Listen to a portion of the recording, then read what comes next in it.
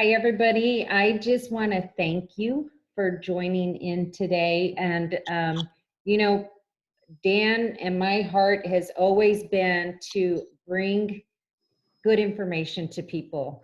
It's been the basis of our business for years. And this time when there's just a lot of uncertainty, the first thing that we tried to think about was what are the resources that we can bring together to help educate, right? And yesterday, from the time I started to make calls to these ladies to the end of the day, we went from spring break being extended a week to in Kansas, no more school for the end of the year. So we've got some amazing teachers that are going to be talking to us today, people that we personally know, and um, all passionate and dedicated their lives to the teaching profession. And they're just going to share with you some of the things that are on their heart today. And how about before we start, or let's go ahead and do this. Let's introduce each other, and we'll just start with whoever's first on my screen. Susan, you can just share with us your name and what grades you teach and what school you're at. Sure. And we'll go around. I am Susan Arp, and I am an early childhood special education teacher. I teach at a Head Start school in Kansas City, Kansas, and my particular classroom is what is called a CLIMB classroom. It's a specialized placement for children who have autism, who are on the spectrum, who were not successful in their typical placement that they were in previously. So they need a more restrictive environment, more supports, fewer students, more adults. And so we are facing a real challenge trying to figure out how are we going to meet their needs. But I've also got lots of experience teaching typically developing 3, 4, and 5-year-olds too. So hopefully I can share some tips and ideas that might help you struggling moms and dads out there who have children at home and you're like, what do I do with them? So I'm here to help if I can. Thank you. How about you, Luann? I'm Luann Drum, and I've taught for more than 30 years. A lot of my years have been in early childhood, where I taught first grade, third grade. For the past 9 years, I've been here in Kansas teaching sixth grade, and I've either taught math or social studies. And so, that's definitely been, a great thing.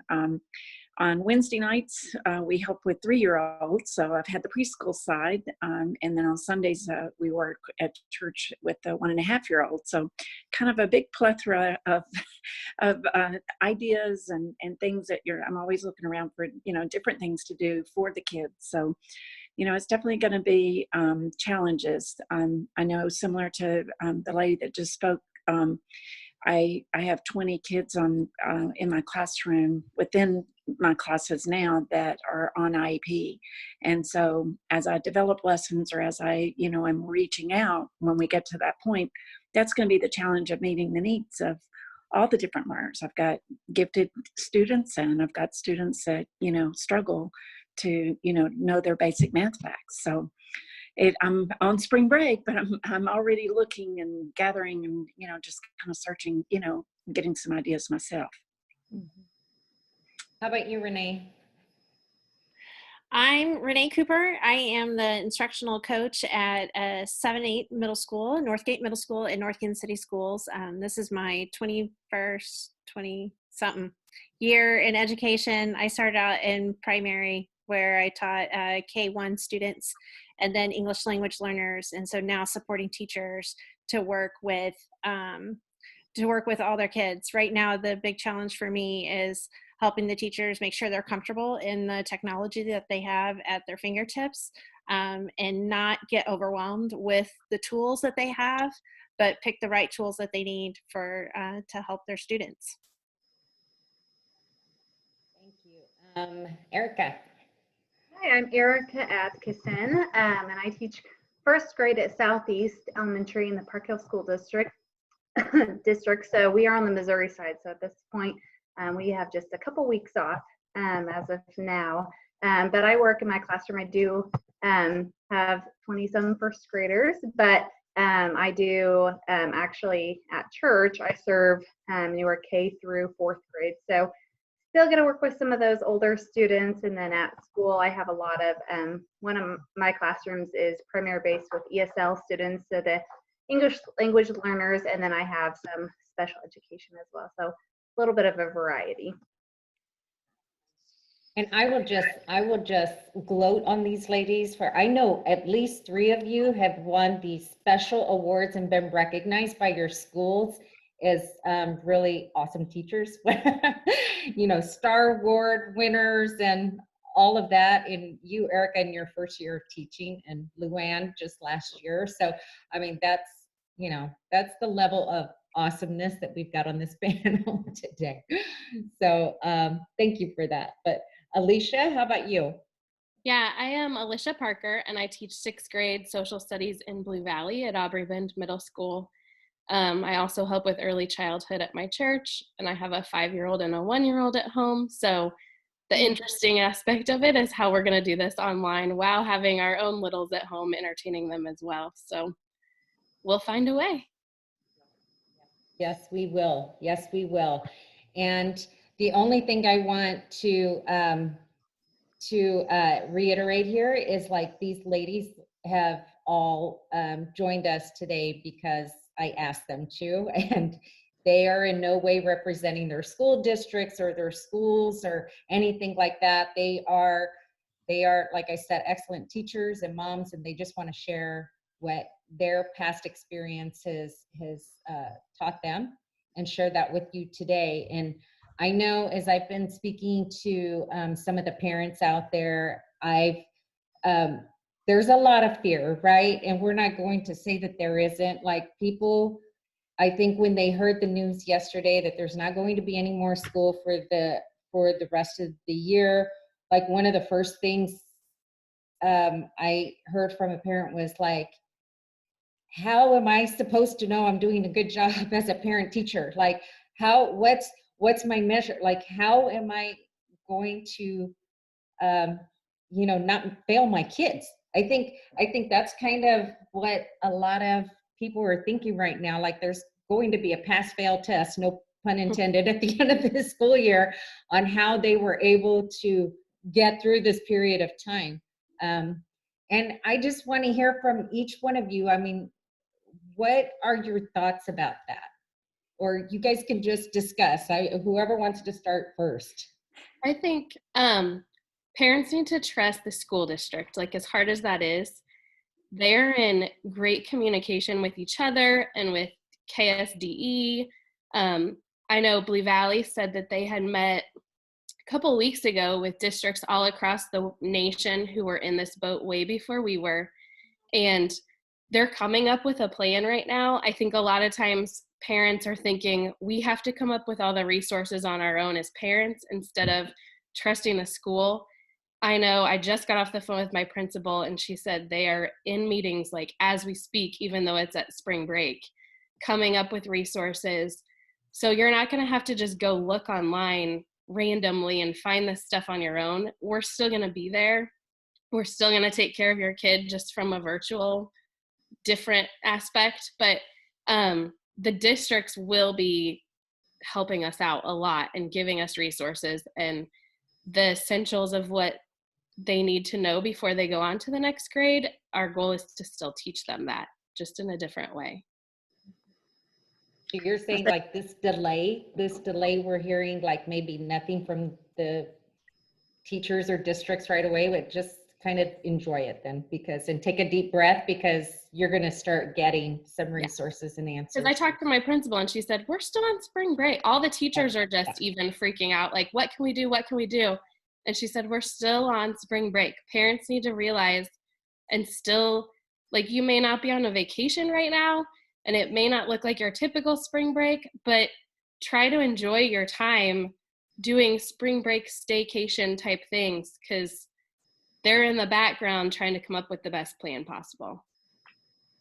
Yeah, I agree. I just received an email from my principal as well today in our district office, and same thing is you know, they encouraged us because as a teacher, I'm like, oh goodness, should I already, I mean, I am prepping already for lessons and videos and different things I'll be doing in addition to what the districts will be prepping for the students. But our district really encouraged us, do not overwhelm the parents already with lessons, do not overwhelm with activities and those kind of things that we will be doing with the students, because at this point, parents are, we know you guys are, you know, maybe looking for childcare, you have your own jobs and schedules you are trying to figure out and balance, in addition to, okay, what will that, you know, place in the home look like of where my child will be learning. So we want to be conscious of that and know that you're, you know, as parents, you guys are prepping for that. So we don't want to overwhelm you. So just like you said, we are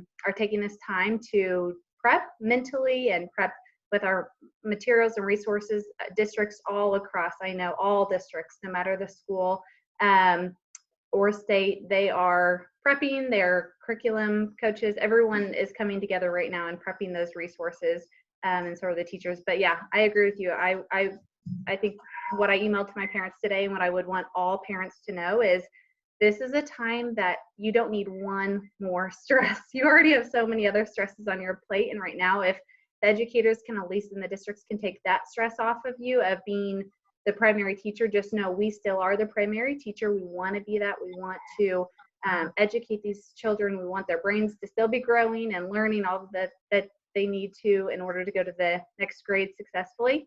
So as educators, your child's teacher is going to be not only sending you resources of what the child needs to be doing, but the teacher will be also instructing, hey, this is how we can do it. So that way the parents aren't supposed to be coming up with all this, how do I teach this? And what does this look like? So, and don't hesitate to ask your child's teacher, how exactly do I teach this? Maybe I'm not quite understanding this. Could you give me a little bit more information? Because like you said, we are still working. We have our office hours. We're just going to be teaching from a different environment, but the teaching will continue on. So just, I agree. I wouldn't want any parent to add one more stress to their plate right now. And I would want them to feel at ease and peace knowing that their child's teacher wants to do all that they can and will do all that they can. And learning can still go on seamlessly and it doesn't have to be a hindrance at all.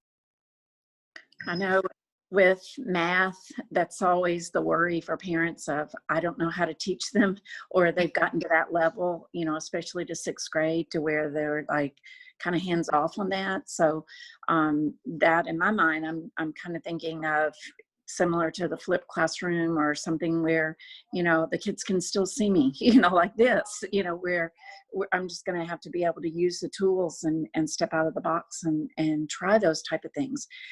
My theme this year has really been math is everywhere. And so I've wanted them to explore things around their home, you know, so they'll be right there at their fingertips, hopefully, that we can connect it. And we're fortunate too with the kids having the one-to-one, you know, where with the middle and high school, especially having that, you don't want everything to have to be on the computer, but at least we've got Canvas that we can put the things out there, you know, for them to be able to work on. So that's a good point, Luann. Math is everywhere. So from a practical standpoint, like you've been saying that to the kids, but Yeah. say that to the parents. Like, what does that mean? Yeah. Math is everywhere. Like, I can think of 100 things that kids can practically do. Right. And maybe that's Right. kind of where we have to go with this now, right? Like, Right. I mean, we just finished doing surface area, and we were working with area and perimeter. And I'm thinking, oh my goodness, you know, they could take their own bedroom and measure so many things in there and apply what we just, you know, finished up. And it would be great application, you know, to be able to work along with it. I was going to do some March Madness with the Mean, Median, and Mode, but we have no basketball games. So, you know, I had to kind of think of something else, you know, that they could do. so there's some great things. Doubling recipes, right? Balancing checkbooks. Like Right. we talked Oh. about that, Alicia. What are some of the life skills the kids can be learning right now, right? Right. Does anybody have any other thoughts about that? about math being everywhere, about Yeah, learning or across yeah. the world. You know, in preschool, one of the most important things children are learning when they join us, it's not about addition and subtraction and learning all of your letters and the sounds that they make. It's about learning to have a conversation and to share and to take turns and to count when you're walking up the stairs. It's about exploring Play-Doh and playing with toys and using things creatively. And the beauty, the fear is we're no longer going to be in this preschool social setting. But the beauty is all the stuff that we're doing at school, you parents can do at home. You know, when it's bath time, count your fingers, count your toes. Where's your knees? Oh my gosh, where's your tummy? I forgot. Tickle, tickle, tickle. Reading books, singing songs, all of that is so incredibly imperative. And the more important piece that if I could share with my fellow moms out there, because I'm a mom, I don't know if you noticed I was texting saying shh because my kids are in the hallway. Welcome to telecommuting moving forward. You know, children will be everywhere and we will love them exactly where they are. But you know, when we get on an airplane, the flight attendant says, put on your own mask first.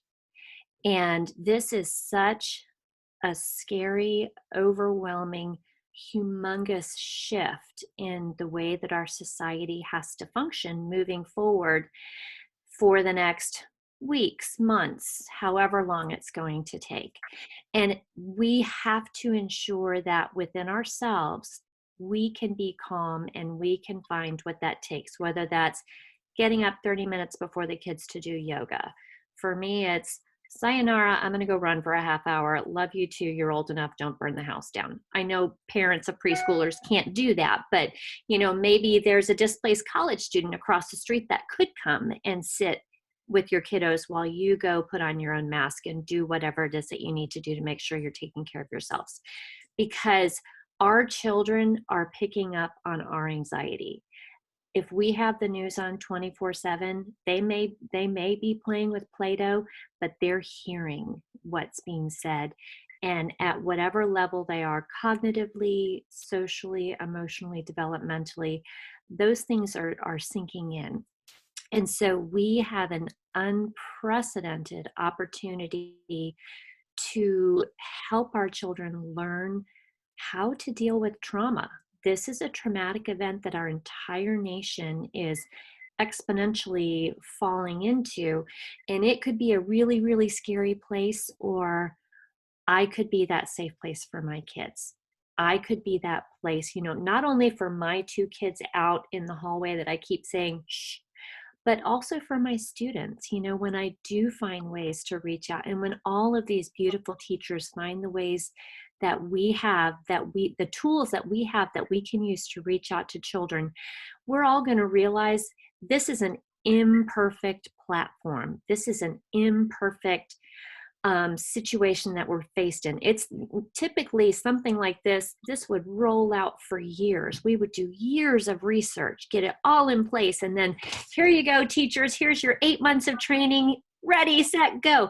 And it's happening now. It's spring break next Monday. Goodness only knows what's going to happen. Are mistakes going to be made? Yes.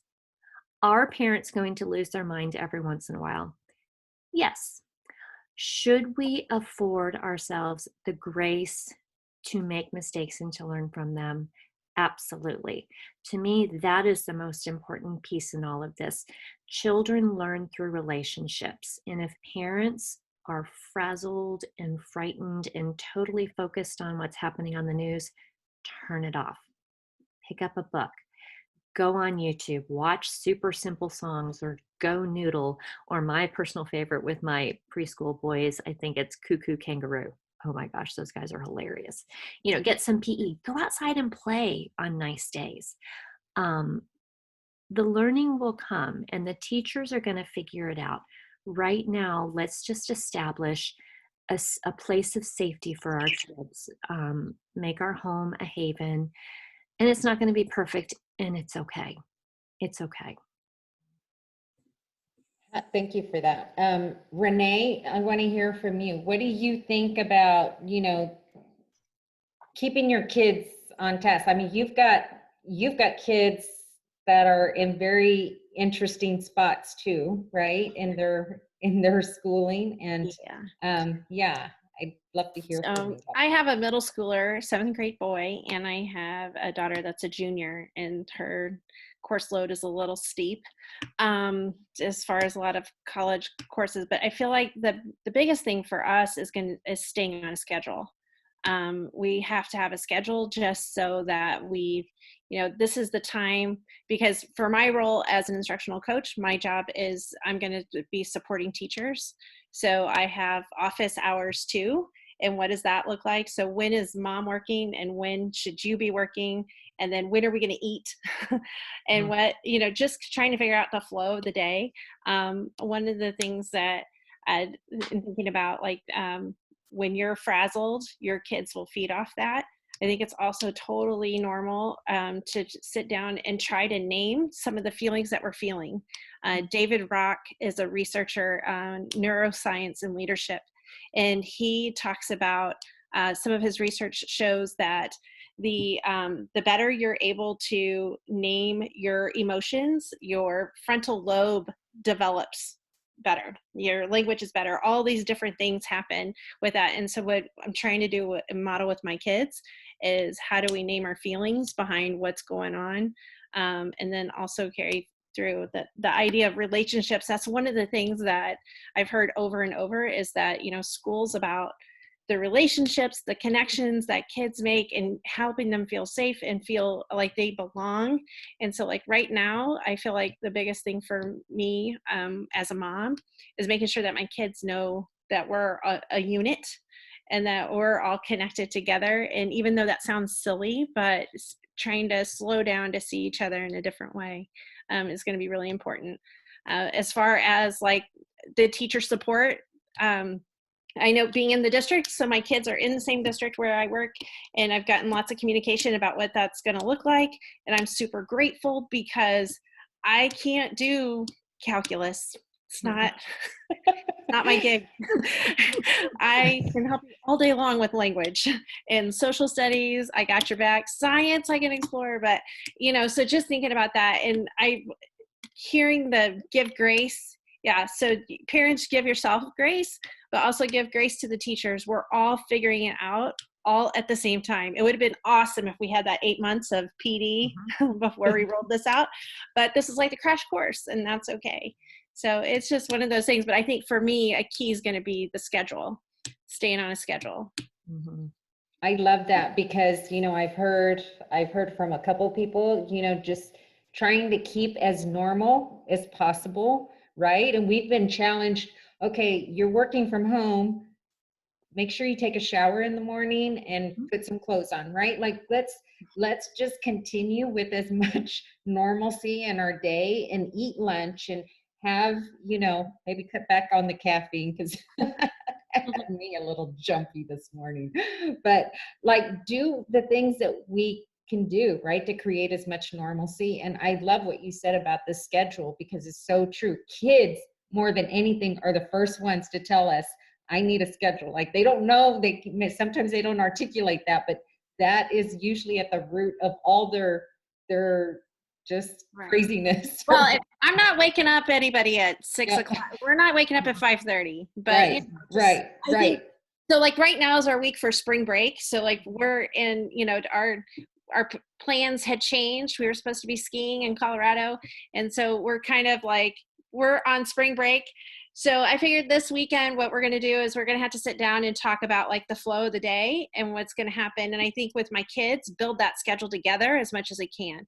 Like, if I don't have, like, what time do we want to come together for lunch? What time, and I'm even thinking like, we have a dog, he's tiny. He doesn't need long walks, but I'm thinking I'm going to make the kids like, who's going to walk the dog at this time and who's going to take the dog out at this time, just to make them go out. My kids are pretty introverted too, so that's something that's interesting to watch, because as much as they're connected, like my son, he meets up with his friends gaming online and all that, but they prefer to be home, which is great. I love it. But at the same time, like, y'all need some fresh air. Go. Mm-hmm. Well, and I look at this forum and I think about our teenage kids. What's to say, you guys at 2 o'clock tomorrow afternoon, I want you to reach out to all of your friends and I want you guys to do a Zoom conference and give yourselves a half hour just to talk, because I know you guys love me, but I am not your tribe.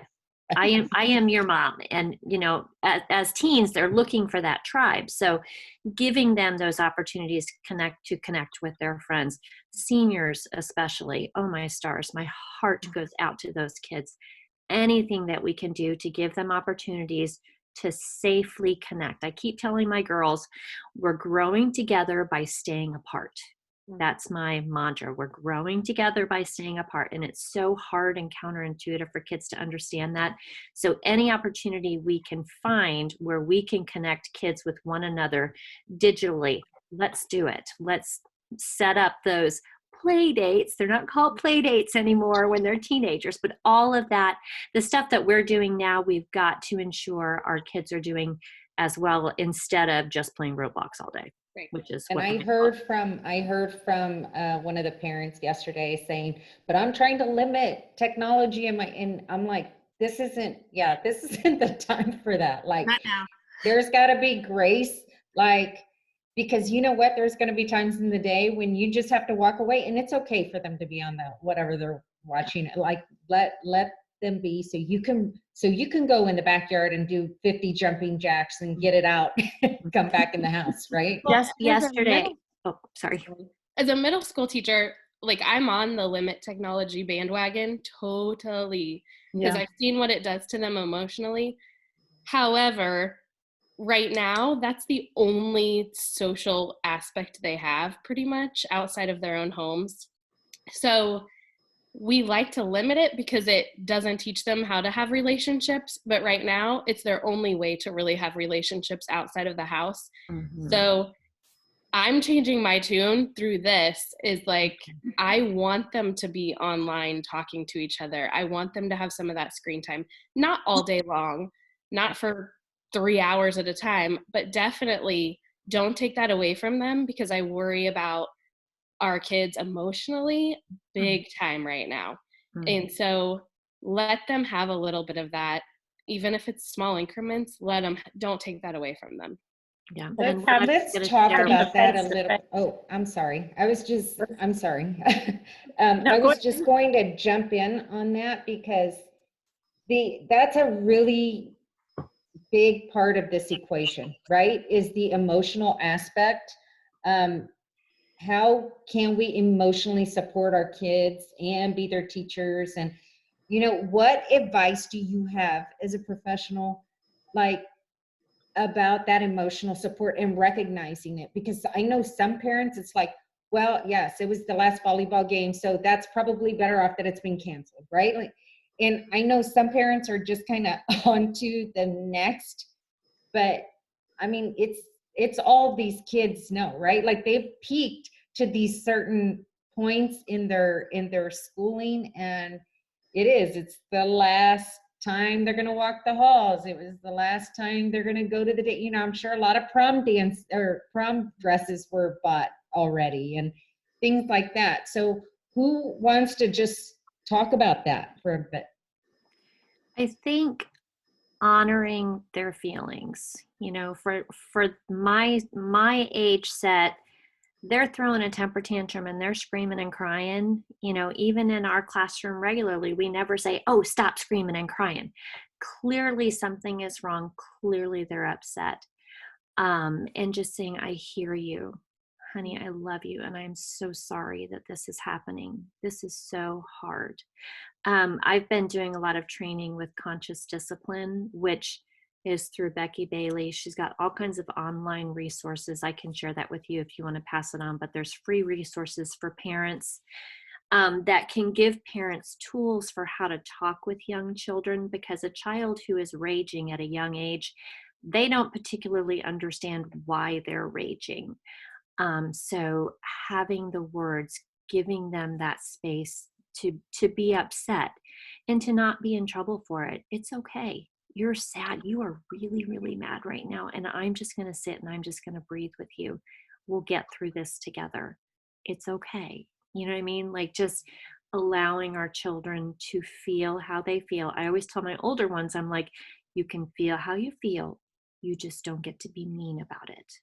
And there's ways to cry and to scream and to throw that temper tantrum and let all those emotions out. Because if we don't let the emotions out, what are they doing? They're staying inside our little selves and they're brewing and they're getting bigger and they're getting scarier. I would much rather our children talk to us, cry with us, scream with us, lean on us, because as the safe adults in their lives, we can handle it. And if we can't handle it, then we can get online and we can go, okay, mom friends, help me out here. Give me some support. We have the tools that they don't have. We have to be their safe place in instances like this. I And think Luann and Alicia, like you've got middle schoolers, right? And that's a big step, right? Going from 8th grade to high school that's a huge deal. Like what's some of your advice for, these kids that really aren't going to experience that last whatever it is, that last dance, that last party, yeah. We have a next door neighbor that's a senior, and that's my heart was, thinking about that, having, Jacob just graduate last year and, be going through his freshman year of school. I think as a parent right now, I would be gathering all of those old pictures, taking time to kind of walk down that, school journey, only because in the typical school year, you get so frantic that it's like, oh, I should have pulled this out. Oh, all those things that you wish you had gotten together.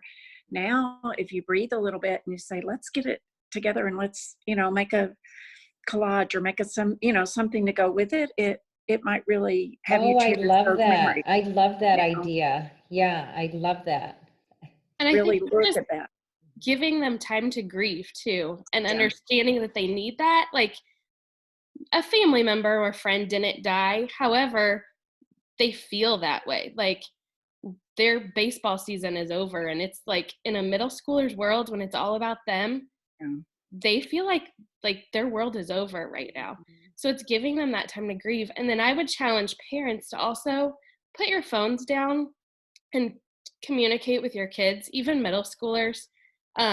They tell me all the time when I'm like, well, go home. What did you talk about at dinner? And they say, we don't talk. Like my parents are on their phones the whole time they're home.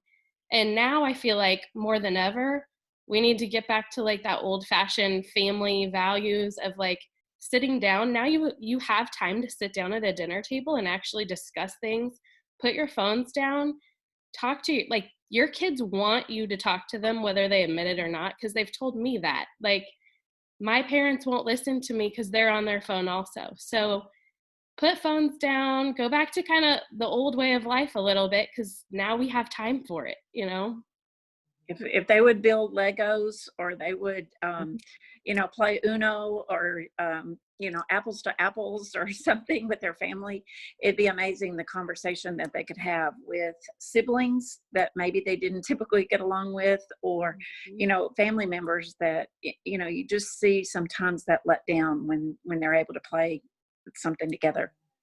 Bring out the board games. Yes. I love that. Renee, how about you? You've got some wisdom for us on that? Just thinking about all those things that have been said about just being there and being with your kids. The other thing I would encourage too is to let them explore. There's something that we've done in our district the past few years, more in a structured way, but it doesn't have to be that way. It's called Genius Hour, where the kids start with a question, what's something they're really excited about or wonder about, and then they start rolling. They do a research. So last year I had some 7th grade girls that I was in contact with. They were hysterical.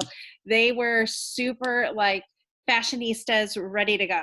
And so they decided to do like a series of YouTube videos that were like, one was about how to distress your jeans, and another one was, it was just one thing after another, but it was interesting to watch the creativity of kids in that time. And so the Genius Hour concept comes from Google, where Google has like 20% of their time for their employees is spent on external projects. And that's where things like I think it was Google Talk, Gmail, those programs that came on later. That's where it came from, is just the idea of being creative and what can you do. So with kids, what's something that they're super passionate about, and what can they go and start researching and finding out, finding more about, and what kind of product can they make of that. It could be something small, but it could also be something big that can be shared, even if it's shared through your Twitter account or your Facebook account. Kids love that. They love seeing their work out in the real world. Well, I think But that does- is pure genius. I love that.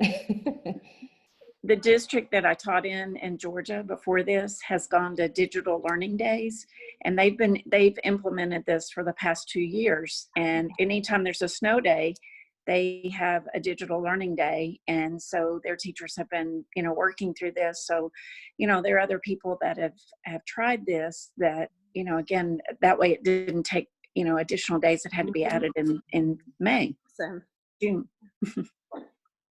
So I guess what I'm hearing you say is like all the teaching doesn't always have to happen in the classroom, right? Right. Like, and what better way to just allow the kids the freedom to become life learners, because this is what we're talking about now. And I'll just me who doesn't know anything about being in a teaching role, like y'all are, and it's been a long time since I've had kids, so I don't, I'm not in it every day like you guys are, but having lived a long time, I can say that I know people are freaked out right now about stepping in the role as teacher, but it has long been my experience that we can choose to be learners at any point in life, and I know this time is just to teach them how to be excited about learning, right? And we should always be learning. We should be learning well into whenever, like at 100 we should still be learning something. So as challenging as this time is, honestly, I'm hopeful as ever for these kids that are going through this tough time right now.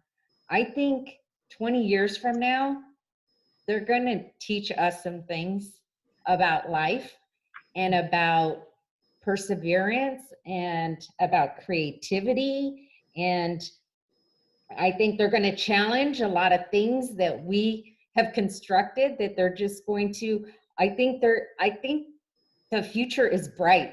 I really do. I think these kids they're learning from us right now, right?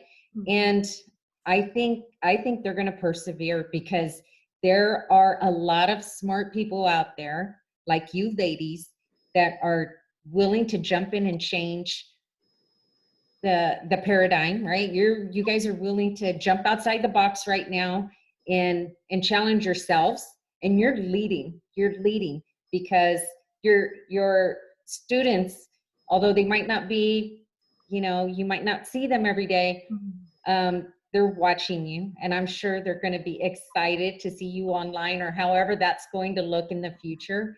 But as moms, even, you guys are putting this stuff in practice every day, and I am just so honored that I know you. And I just want to encourage all the parents out there that there are good teachers and there are good resources coming, and you don't have to have all the answers.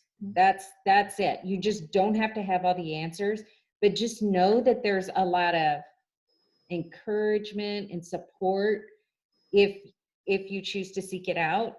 And I think I just want to thank you ladies for the wisdom and the heart that you've shared today. If anybody's got any other comments to close out with, I don't want to hold you up too long, but I want to give you an opportunity. If there's anything you'd like to say in closing, please.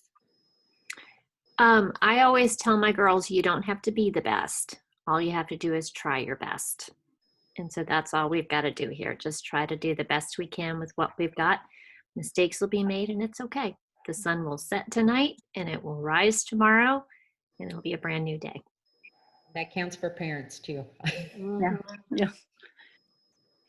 Anybody else?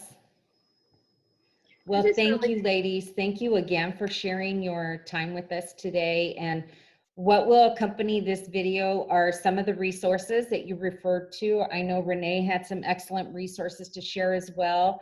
And we'll be sending those out through social media, through email. And, you know, we just invite you to follow us on Group Odell on Facebook or wherever, because we're going to just be trying to provide the best resources we can, because we're in this together. So we're going to support you any way we can. And again, I just want to thank these beautiful people for showing up today. And I want to just encourage you that you can do this, and it's all going to be okay. We're going to get through it together. And so with that, I just want to say goodbye and thank you all. Thank you all for coming today. Thank you. We believe in you. Yes, thanks for your help.